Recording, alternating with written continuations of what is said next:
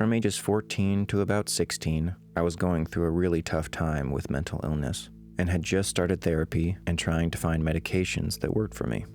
I was constantly stressed out and paranoid, especially at night. I would have sleep paralysis about 5 times a week. Every night, I dreaded going to bed. As you may know, it's very common for people to see things during sleep paralysis. For me, there were 4 or 5 recurring people, if you could even call them that would appear. The one that was most frightening to me, though, was a man with stumps for legs that would walk across my floor on his hands. He would always start out in my closet before making his way toward me. He was slow and maintained eye contact with me the entire time. As he got closer, a loud, almost deafening sound, similar to static on a television, would fill my head and my body would begin to cramp and ache all over. It was excruciating. The pain would become overwhelming as he approached my bed, but I couldn't shout or call for help or sit up and try to massage it out. All I could do was lay there until it was over. I'm not quite sure what would happen, but every time he started to reach out and put his hands on the mattress to pull himself up, I would wake up. I don't remember ever closing my eyes or trying to snap out of it. It was the most bizarre thing. 1 second he was right beside me, rotten hands reaching so close to my face that I swear I could smell them.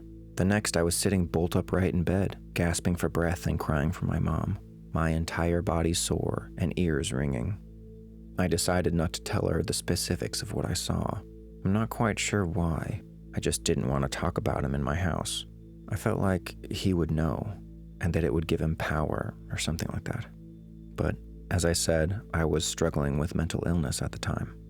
My therapist told me sleep paralysis wasn't uncommon in people with anxiety disorders, and the man and other figures I saw were a manifestation of my negative thoughts and paranoia.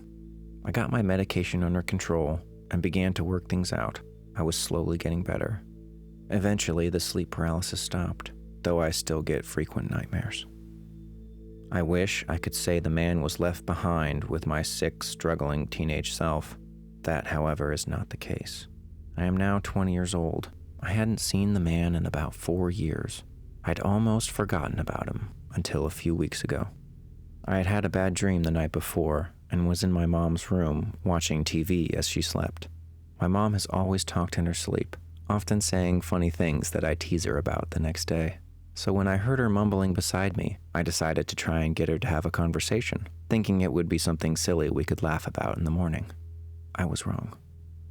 "What did you say?" I asked her, leaning in closer to hear her better. "I don't want him in here," she told me. "Who?" She rolled over and said something that made my stomach lurch. "The man in my closet. He's not got any legs."